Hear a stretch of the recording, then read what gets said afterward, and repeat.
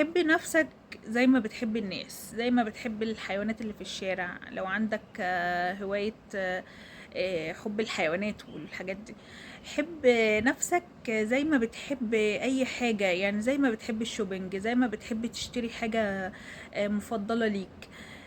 ما تستخسرش حاجة في نفسك. يعني نفسك دي تبقى عندك رقم واحد، بعديها اي حد انت بتحبه، اي حد واي حاجة انت بتحبها.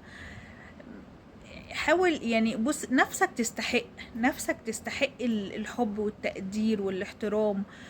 وان انت تهتم بنفسك، ان انت لو انت نفسك في حاجة هاتها، لو حتى لو هي غالية.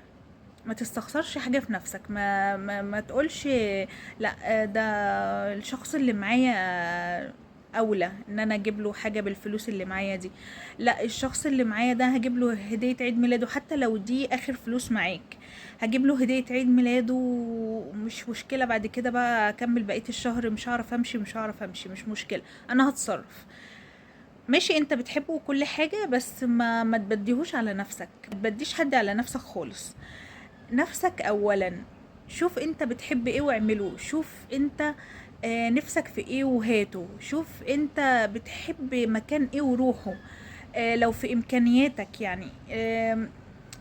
خلي نفسك اولا في كل حاجة، صدقني مش هتندم.